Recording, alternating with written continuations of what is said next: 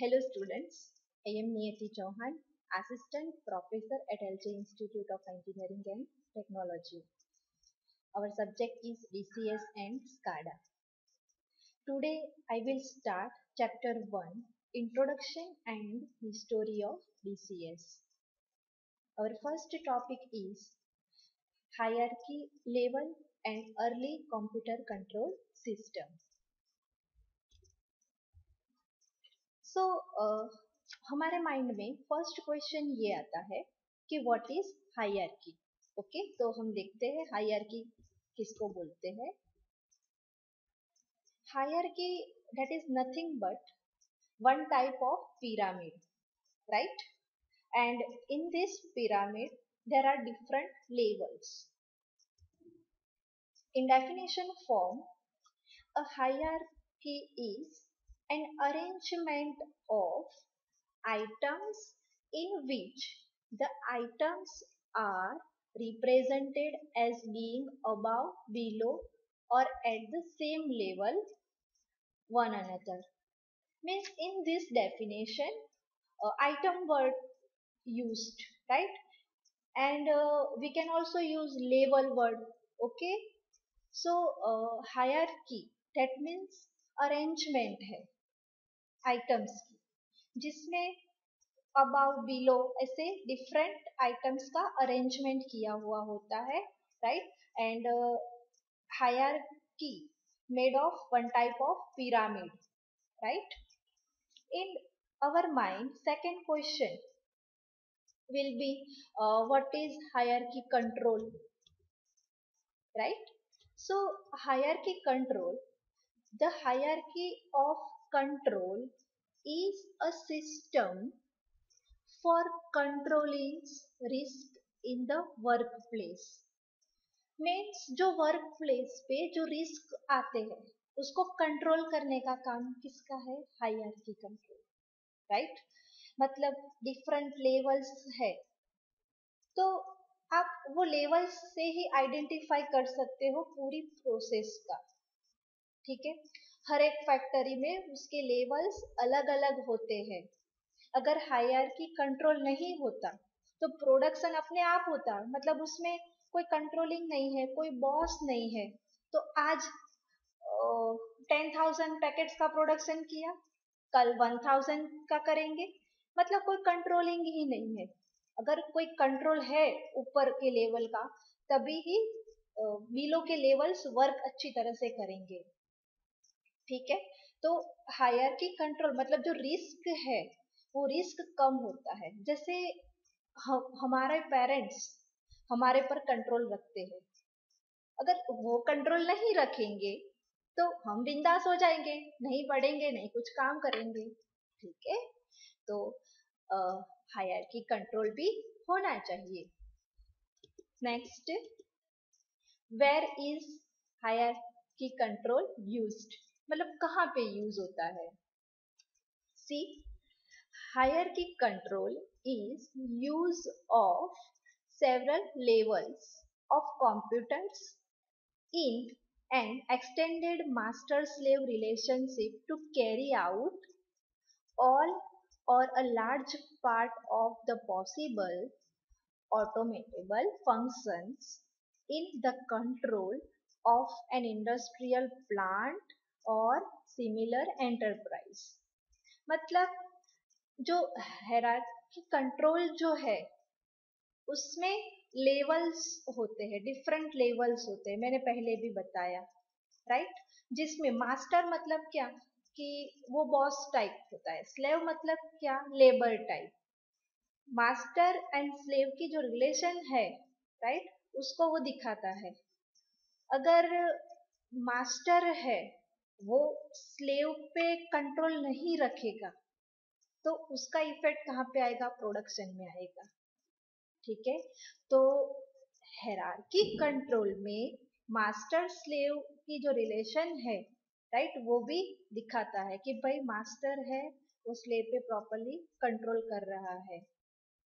और अभी तो कोई फंक्शन ऑटोमेटिक चल रहे हैं तो उसमें भी ऑटोमेटिक फंक्शन में भी लेवल्स होने चाहिए भाई, ये लेवल प्रोडक्शन का है, ये लेवल कंट्रोलर का है। जैसे डीसीएस में हमने different levels last online lecture में देखे थे, राइट?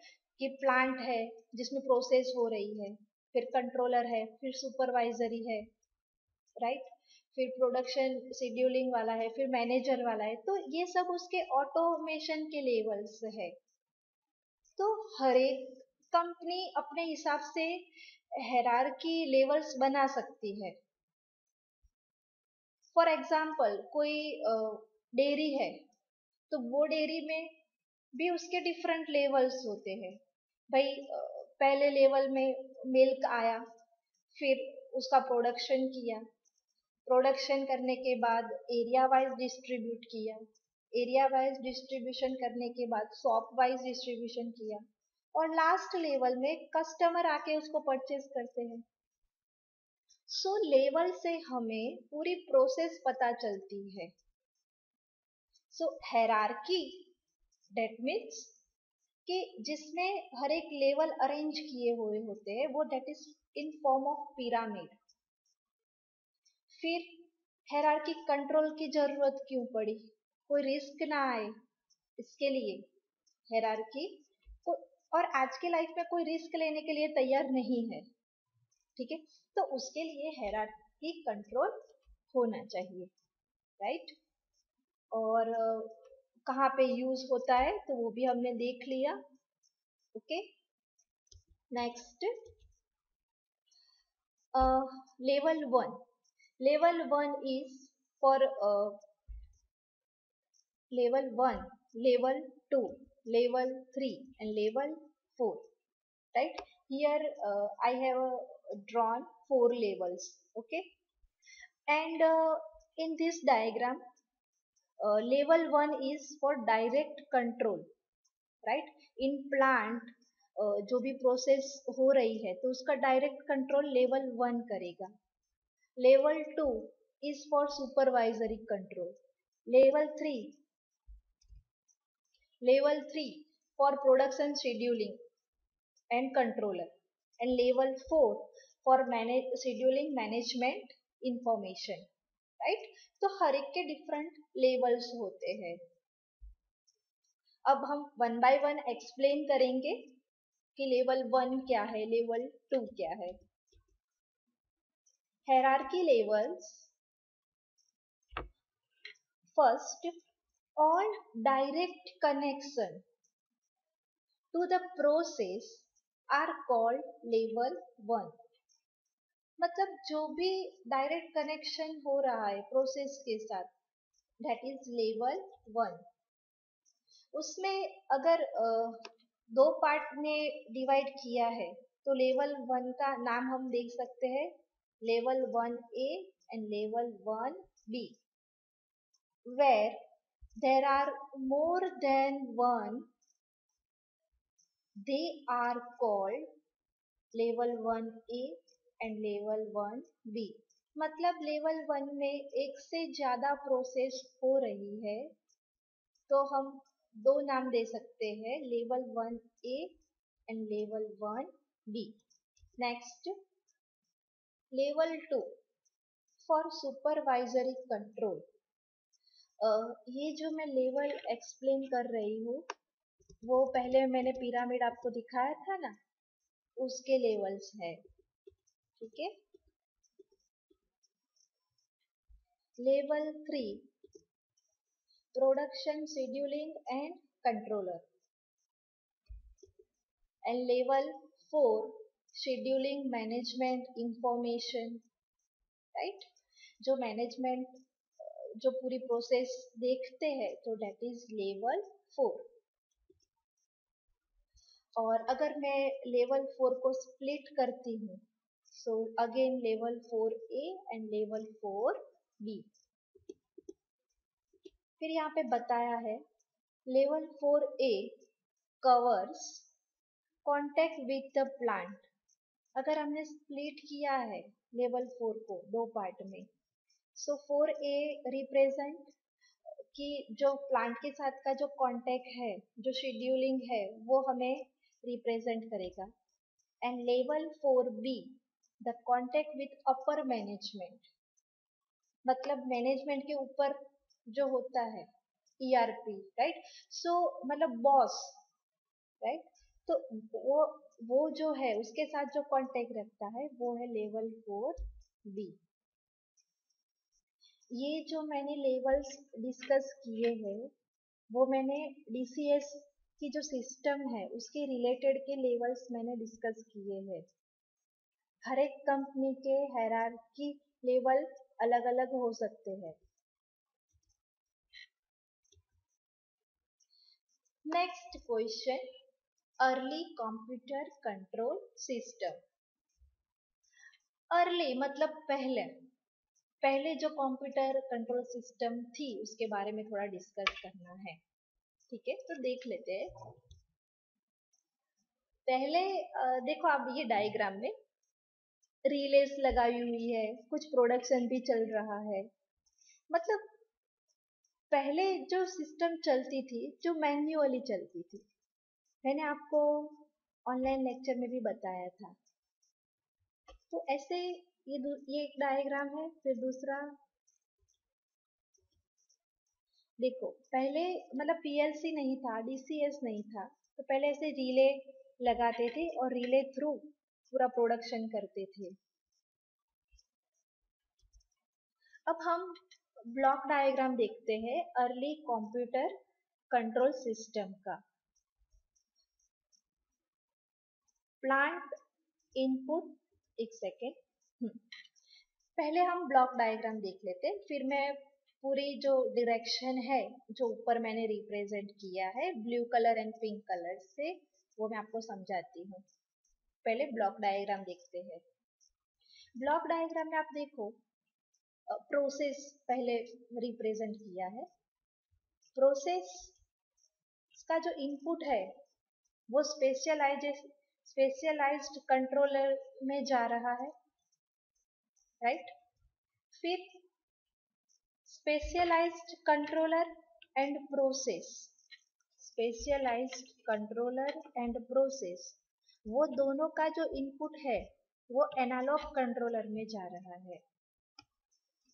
फिर एनालॉग कंट्रोलर का जो इनपुट है वो ऑपरेटर्स के डिस्प्ले में जा रहा है।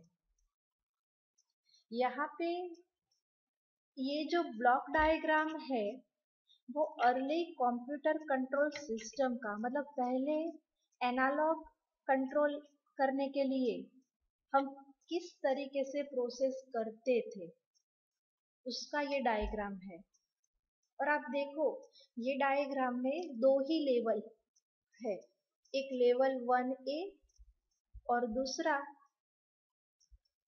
Level 1B, right. दो ही लेवल है। सो यहाँ पे प्रोसेस में से इनपुट स्पेशलाइज्ड कंट्रोलर में जाता है और प्रोसेस में से इनपुट एनालॉग कंट्रोलर में भी जाता है। फिर स्पेशलाइज्ड कंट्रोलर का भी इनपुट एनालॉग कंट्रोलर में गया, एनालॉग कंट्रोलर का इनपुट ऑपरेटर के डिस्प्ले में गया। स्पेशलाइज्ड कंट्रोलर में हम कंसीडर कर सकते हैं HVAC लेवल कंट्रोलर, फिर उसके बाद मशीन कंट्रोलर। ओके, मतलब कोई प्रोसेस में हमें अलग से कुछ कंट्रोलर चाहिए जो स्पेशल होते हैं, सो उसको हम बोलते हैं स्पेशलाइज्ड कंट्रोलर। कोई किसी को स्पेशलाइज्ड कंट्रोल की जरूरत नहीं पड़ती है तो वो प्रोसेस का इनपुट डायरेक्टली एनालॉग कंट्रोलर में जाएगा, राइट। फिर दोनों का इनपुट गया ऑपरेटर के डिस्प्ले में, मतलब हमें डेटा पता चलेगा कि भाई टेम्परेचर कितना है, लेवल कितना है वो। फिर ऑपरेटर का जो डिस्प्ले है, मतलब अगर कुछ डिस्प्ले में प्रॉब्लम आया जो सेट पॉइंट से प्लस माइनस वैल्यू मिली तो वो उसको सेट करेगा, मतलब वो डेटा एनालॉग कंट्रोलर में जाएगा। अगर स्पेशलाइज्ड कंट्रोलर के रिलेटेड प्रोसेस है तो स्पेशलाइज्ड कंट्रोलर में वो डेटा जाएगा। या अगर दूसरी मतलब विदाउट स्पेशलाइज्ड कंट्रोलर के लिए है तो वो डायरेक्टली प्रोसेस में जाएगा। फिर जो स्पेशलाइज्ड कंट्रोलर में जो हमने भेजा है सिग्नल, वो डायरेक्टली क्या जाएगा, प्रोसेस में जाएगा। तो आप देख सकते हो ऊपर ब्लू ब्लू जो एरो है, स्काई ब्लू, वो रिप्रेजेंट करता है plant inputs to control system, right.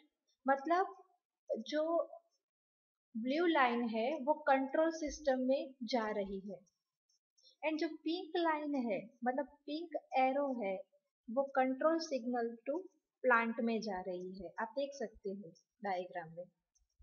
फिर जो बाई डायरेक्शनल जो एरो रिप्रेजेंट किया है, यहाँ पे आप देखो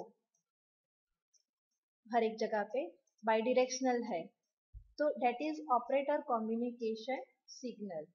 ओके, सो ये diagram early computer control system का ब्लॉक डायग्राम है। मतलब पहले सिस्टम एनालॉग कंट्रोल के लिए ऐसे चलती थी। एग्जाम में आपको कैसे लिखना है वो मैं लास्ट में आपको बताती हूँ। यहाँ पे जो आगे डायग्राम में जो 1A मैंने लिखा था एंड 1B लिखा था, उसके बारे में एक्सप्लेन किया है। Level 1A refers to those instruments that have no signal easily read out available to the operator. Means level 1A जो है उसमें ऑपरेटर है वो इजीली सिग्नल रीड आउट नहीं कर पाएंगे। मतलब वो बीच में स्पेशलाइज्ड कंट्रोलर है, तो प्रोसेस का इनपुट जाएगा स्पेशलाइज्ड कंट्रोलर में और स्पेशलाइज्ड का इनपुट जाएगा एनालॉग कंट्रोलर में, due to in between analog and process, in between specialized controller used. मतलब जो 1A जो है, 1A में इंस्ट्रूमेंट्स का जो सिग्नल है वो ऑपरेटर इजीली रीड नहीं कर पाएगा।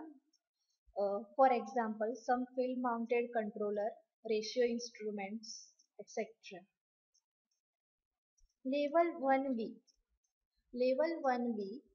devices have regular indication to the operator। मतलब लेवल 1B में वो जो रेगुलर इंडिकेट करेगा ऑपरेटर को, such as strip chart, pointer etcetera.